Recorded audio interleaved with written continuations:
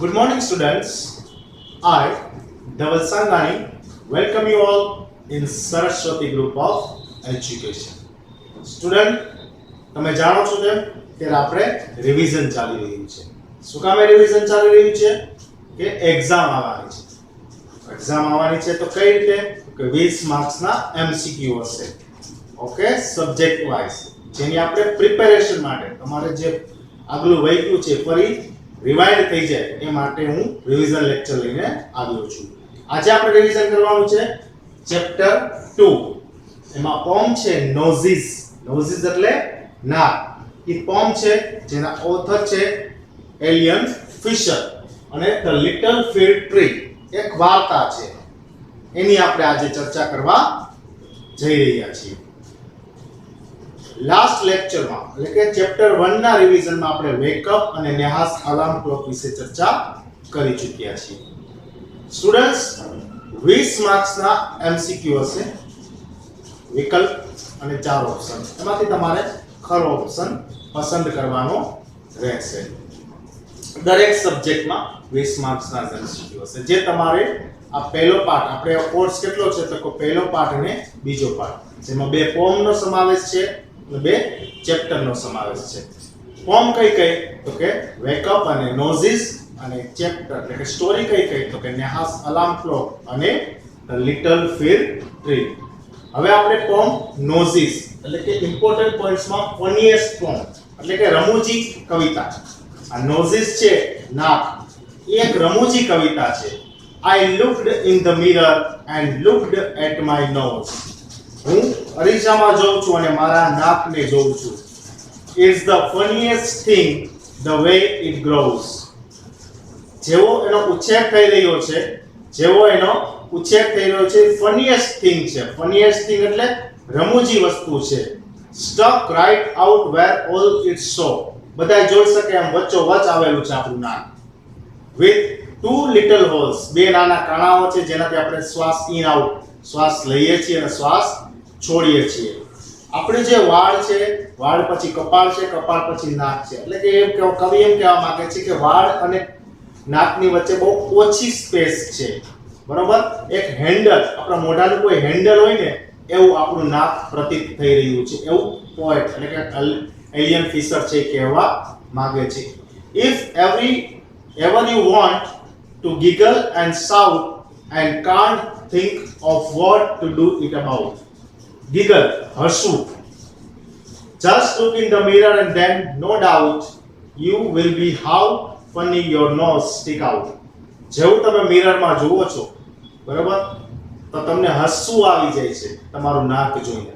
એક વખત કલ્પના કરજો, એકવાર ઇમેજિન કરજો, બરાબર, એકવાર એક્ટિવિટી કરી જોજો. અરીસા સામે ઊભો રહીને પોતાના નાકને 2 થી 3 સેકન્ડ માટે નિહાળી જોજો. તમને ઓટોમેટિક હસવું આવી જશે. એવું કવિ કહેવા માંગે છે. હવે આપણે મૂવ કરીએ છીએ story the little field tree.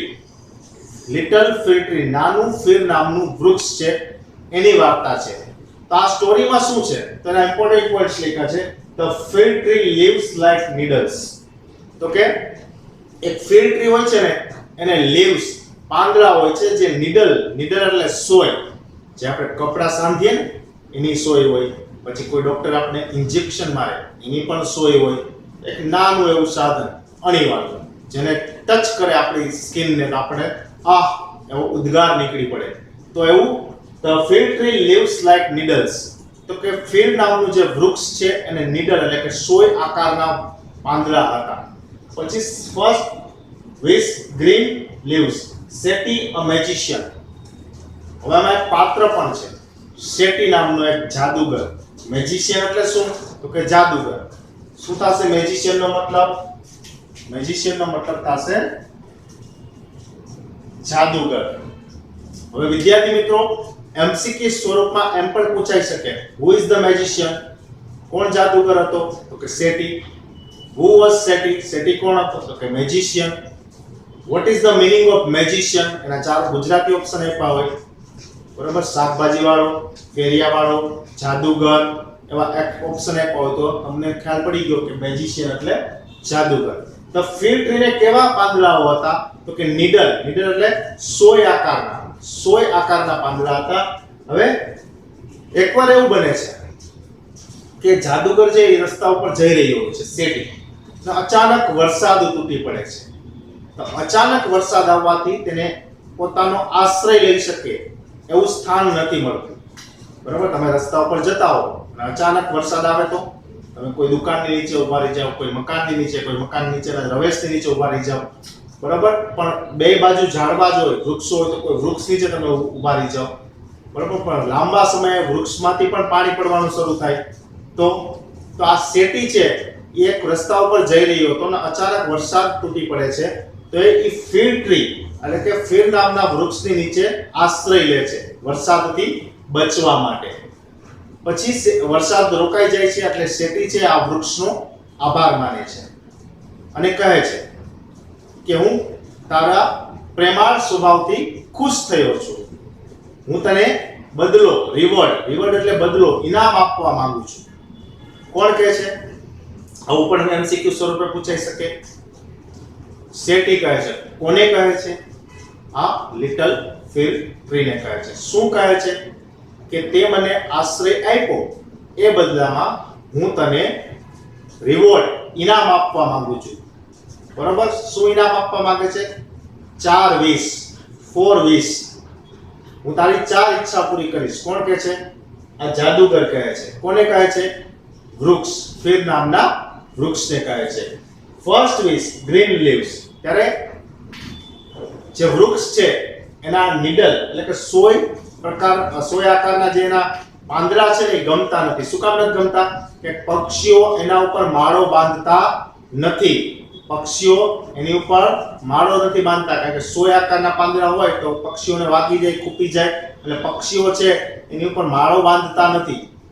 એટલે ફીર ટ્રીને નથી ગમતું. એટલે ફીર ટ્રી એવું ઈચ્છે છે કે બધા બીજા વૃક્ષો છે એને કેવા મસ્ત મજાના લીલાછમ પાંદડાઓ છે, મારે એવા પાંદડાઓ જોઈએ છે. મારી પહેલી ઈચ્છા એ છે. તો જાદુગર કહે છે ગ્રાન્ટેડ, મંજૂર છે. તો બીજે દિવસે સવારે જ્યારે વૃક્ષ જાગે છે, ઉઠે છે, ત્યારે એના પાંદડા છે લીડલ આકારમાંથી કેવા થઈ ગયા? લીલાછમ, ગ્રીન લીવ્સ થઈ ગયા. પણ એની ખુશી લાંબો સમય ન ટકી. શું કામે લાંબો સમય ન ટકી? કે ગોટ આવીને, એક બકરી આવે છે અને એના લીલાછમ પાંદડાઓ ખાઈ જાય છે. તો લિટલ ફીર ટ્રી પાછું ઉદાસ થઈ જાય છે, સેડ બની જાય છે. ફરીવાર જાદુગર આવે છે. કેમ ઉદાસ છો? શું થયું? ત્યારે લિટલ ફીર ટ્રી કહે છે કે તમે મને લીલાછમ પાંદડા આપ્યા હતા, બકરી આવીને ખાઈ ગઈ. તો હવે હું મારી બીજી ઈચ્છા, સેકન્ડ વિશ છે ગોલ્ડ લીવ્સ. મારે સોનેરી પાંદડાઓ જોઈએ છે. કેવા પાંદડાઓ જોઈએ છે? સોનેરી પાંદડાઓ જોઈએ છે. શેટી ધ મેજિશિયન બંધાયેલો હતો. શું કામ બંધાયેલો હતો? કારણ કે એને 4 વરદાન માંગવાની છૂટ આપી હતી. તો પહેલું વરદાન માંગ્યું હતું કેવું? તો કે ગ્રીન લીવ્સ.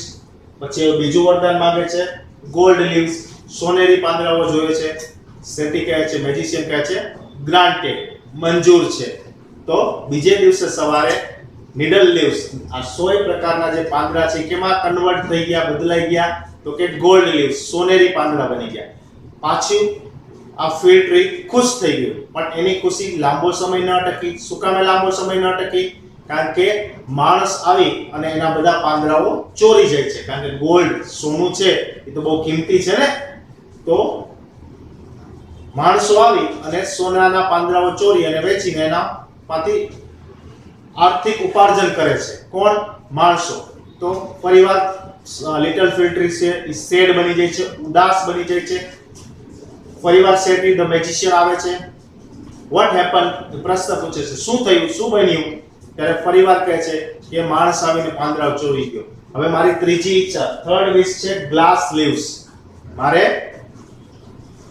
કાચના પાંદડાઓ જોઈએ છે, જે બકરી પણ ન ખાઈ શકે કે માણસો ચોરી પણ ન શકે. શેટી મેજિશિયન કહે છે ગ્રાન્ટેડ, મંજૂર છે. નેક્સ્ટ મોર્નિંગ, વળતી સવારે એના પાંદડા કેવા થઈ ગયા? ગ્લાસ લીવ્સ એટલે કે કાચના બની ગયા અને ખુશ થઈ ગયો. કોણ ખુશ થઈ ગયું? The little fir tree. એની ખુશી થોડો લાંબો સમય ટકી. પણ એ જ રાત્રે જોરદાર પવન ફૂંકાય છે, વિન્ડ, બ્લોઈંગ વિન્ડ, અને કાચના બધા પાંદડાઓ છે એ તૂટી પડે છે. ઓકે, તો અને ત્રીજું વરદાન પણ અહીંયા ફેલ થયું. ફરીવાર વૃક્ષ છે ઉદાસ થયું. હવે એની ચોથી વિશ હતી, ફોર્થ વિશ. એ વિશ કઈ માંગી? તો કે એને ફરીવાર પાછા એના પોતાના મૂળ રૂપ જોઈએ છે. કે મારે નથી જોતા ગ્રીન લીવ્સ, નથી જોતા ગોલ્ડ લીવ્સ, કે મારે નથી જોતા ગ્લાસ લીવ્સ. મારે લીલાછમ પાંદડાઓ પણ નથી જોતા જે બકરી આવીને ખાઈ જાય છે. મારે સોનેરી પાંદડાઓ પણ નથી જોતા જે માણસો આવીને ચોરી જાય છે. અને મારે કાચના પાંદડાઓ પણ નથી જોતા જે ભારે પવન ફૂંકાય છે અને તૂટીને ખરી પડે છે. મારે તો મારા મૂળ રૂપ એટલે કે નીડલ પ્રકારના જે સોય આકારના જે મારા પાંદડાઓ છે, મૂળ રૂપ છે મારું જે, એ મારે પાછું જોઈએ છે. સેટી ધ મેજિશિયન અગેન સહી ગ્રાન્ટેડ. ફરીવાર કહે છે મંજૂર છે. અને ફરીવાર લિટલ ફિગ ટ્રી છે એના પાંદડાઓ કેવા થઈ જાય છે? યસ, નીડલ પ્રકારના, એટલે કે મૂળ રૂપમાં પાછો એ વૃક્ષ છે એ પોતાનું મૂળ રૂપ ધારણ કરી લે છે. તો મિત્રો આ વાર્તા ઉપરથી આપણને શું બોધ મળે છે? કે આ વાર્તા ઉપરથી આપણને એ બોધ મળે છે કે આપણે આપણા રૂપને વધારે નિખારવા, બીજાનો દેખાય અદેખાય કરવી જોઈએ નહીં. આપણને જે ભગવાને મૂળ રૂપ આપ્યું છે એ જ રહેવું જોઈએ, એમાં જ આપણને સંતોષ રહેવો જોઈએ. ઓકે, તો ફરીવાર આપણે રીકેપ કરી લઈએ. કોણ હતું જાદુગર? તો કે settee the magician. Fig tree હતું જેને નીડલ એટલે કે સોય પ્રકારના પાંદડા હતા જેને ગમતા નહોતા. સેટી મેજિશિયન સેટી છે એ વરસાદમાં આ વૃક્ષ નીચે આશરો લે છે અને વૃક્ષનો આભાર માને છે અને કહે છે કે તમે 4 વરદાન માંગી શકો છો મારી પાસે. તો પહેલું વરદાન વૃક્ષ શું માંગે છે? Green leaves. બીજું વરદાન માંગે છે ગોલ્ડ લીવ્સ. ત્રીજું વરદાન માંગે છે ગ્લાસ લીવ્સ. અને ચોથું પાછું પોતાનું મૂળ રૂપ નીડલ લીવ્સ. પહેલા વરદાનમાં શું થાય છે? તો કે ગ્રીન લીવ્સ છે એ ગોટ એટલે કે બકરી આવીને ખાઈ જાય છે. ગોલ્ડ લીવ્સ છે માણસો આવીને ચોરી જાય છે. અને ગ્લાસ લીવ્સ છે પવનને કારણે તૂટી પડે છે. હવે આપણે થોડી એક્સરસાઇઝ જોઈએ તો જમ્બલ વર્ડ્સ. તમારે એમસીક્યુ સ્વરૂપે જમ્બલ વર્ડ્સ પણ હશે. ફોર એક્ઝામ્પલ આવો આડાઅવળો સ્પેલિંગ હશે જેને તમારે રાઈટ સ્પેલિંગ કરવાનો રહેશે. આ સ્પેલિંગ શેનો છે? તો કે ગ્લાસ નો સ્પેલિંગ છે. આ સ્પેલિંગ શેનો છે? તો કે ગોલ્ડ.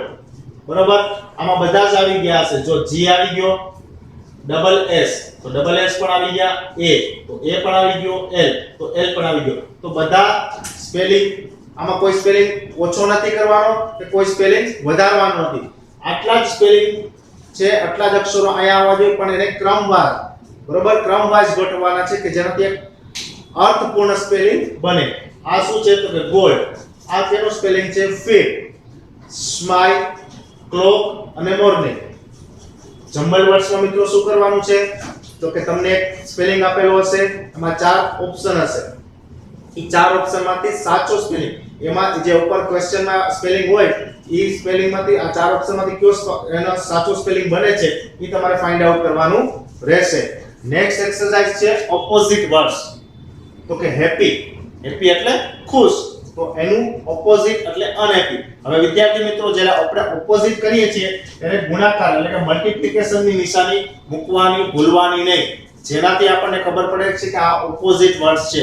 ઓપોઝિટને બીજું વર્ડ્સ છે એન્ટોનિમ્સ. ઓપોઝિટને એન્ટોનિમ્સ પણ કહેવામાં આવે છે. સીન તો અનસીન, સીન એટલે જોયું, અનસીન એટલે ન જોયું. લવ એટલે પ્રેમ, હેટ એટલે ધિક્કાર, ફૂલ એટલે ભરેલું, એમ્પ્ટી એટલે ખાલી, પેશન્ટ એટલે શાંતિ, ધીરજ, અને ઇમ્પેશન્ટ એટલે અશાંતિ, ધીરજ ન હોય, ઉતાવળ હોય.